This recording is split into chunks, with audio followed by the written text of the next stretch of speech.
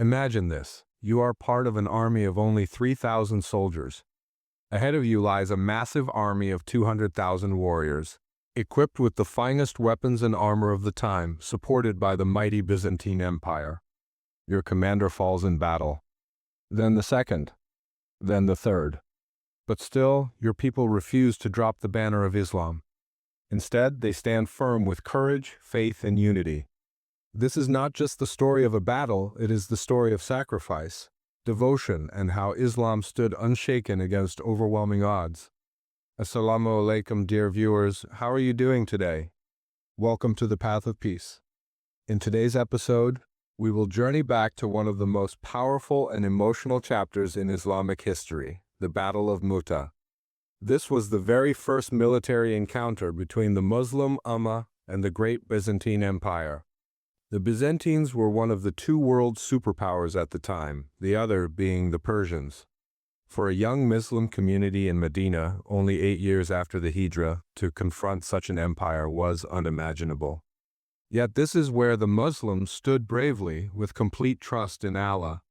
The story of Mu'tah is not only about war, it is about the courage of companions, the sacrifice of three great leaders who gave their lives one after another, and the resilience of Muslims in the face of impossible odds.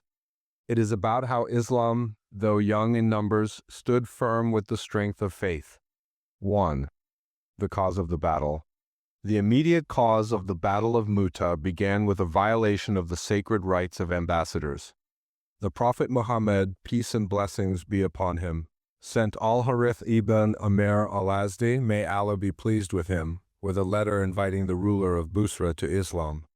This was not unusual. Many letters were sent to different rulers, but in this case, something shocking happened. On his way, Al-Harith ibn Amr was intercepted by Shurabil ibn Amr al-Ghassani, a governor allied with the Byzantines. Instead of respecting him as an emissary, Shurabil had him executed. This was a grave crime. Ambassadors were always granted safe passage even in times of war. To kill one was considered a declaration of hostility. When news reached the Prophet, he was deeply grieved.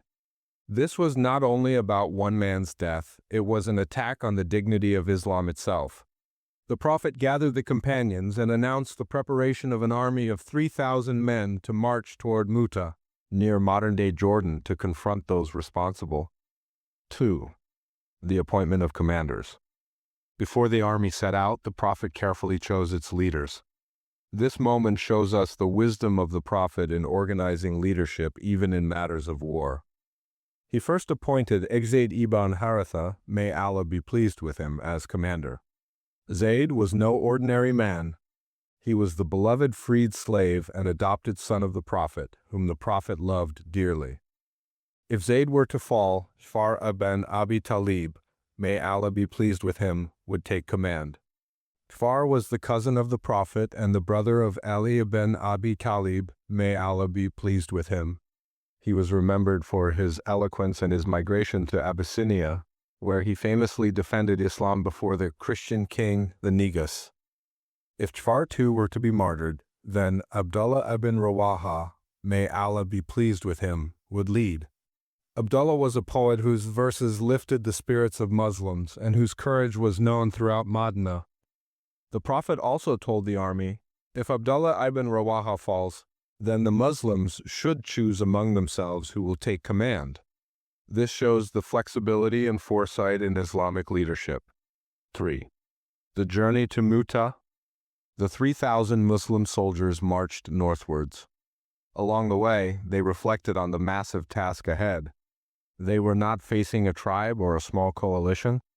They were about to face the Byzantine Empire, one of the strongest military powers in the world, supported by Arab tribes loyal to them. When the Muslims reached Mu'tah, they were shocked by the sight before them. The Byzantine army stood in their path like a sea of men. Historians differ on the exact number, but estimates range between 100,000 and 200,000 soldiers. The Muslims were outnumbered more than 60 to 1. Some companions suggested sending word to the Prophet and asking for reinforcements. But Abdullah ibn Rawahah, may Allah be pleased with him, stood up and addressed the army. His words still echo in Islamic history. "O people, what you dislike is what you came out for, martyrdom. We do not fight with numbers or strength, but with this religion that Allah has honored us with. So go forth. It is either victory or martyrdom." The companions were inspired, their hearts firmed, and they prepared for battle. 4. The battle begins. The battle began with intensity. Zayd ibn Harithah, may Allah be pleased with him, charged forward, holding the banner of Islam. Despite the overwhelming enemy, he fought bravely. Eventually, he was struck by the Byzantine swords and martyred. Immediately, Jafar ibn Abi Talib, may Allah be pleased with him, leapt forward and seized the banner. He fought valiantly, cutting through enemy lines. At one point, his right arm was severed. He grabbed the banner with his left. That too was cut off. Finally, he held the banner against his chest until he was struck down and martyred. Later, it was found that his body bore more than 90 wounds, none of them on his back, showing that he never retreated even for a moment. Then Abdullah ibn Rawahah, may Allah be pleased with him, stepped forward. He too hesitated for a brief moment, his heart heavy with the thought of leaving his family behind.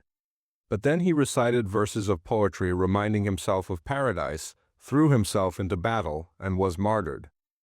3 commanders, one after another, had fallen. Yet the banner of Islam never touched the ground. 5. The leadership of Khalid ibn al-Walid, may Allah be pleased with him.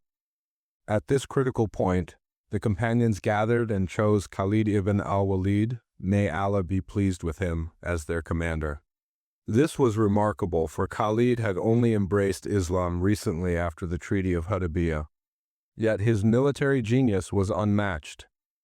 Khalid reorganized the army, using clever tactics to confuse the Byzantines. He positioned the soldiers in a way that made the enemy believe reinforcements had arrived. He launched swift counterattacks and retreats that disoriented the much larger army. By the end of the day, Khalid managed to preserve the Muslim army and prevent complete annihilation. In fact, his strategy forced the Byzantines to withdraw. This was a miracle in itself. A tiny Muslim army survived against one of the greatest powers on earth.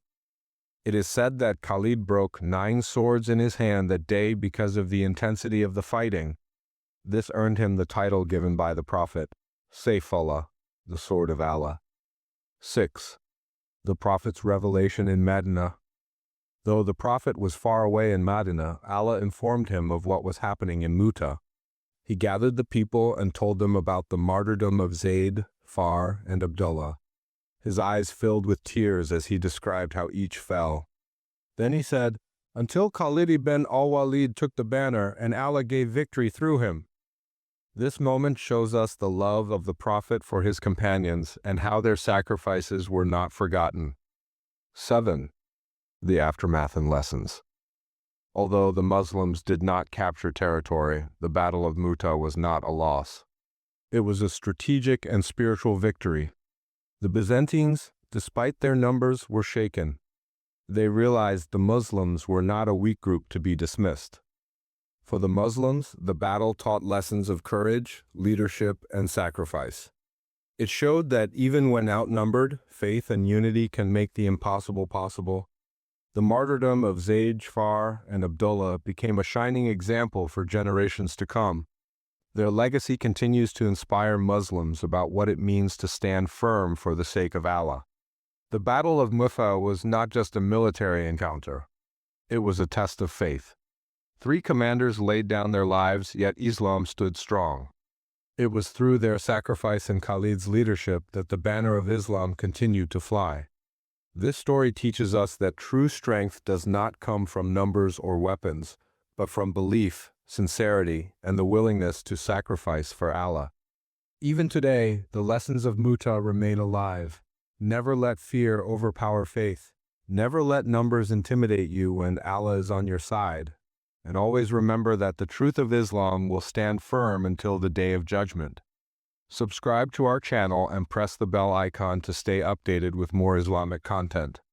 Like, share, and comment to support our work and spread the message.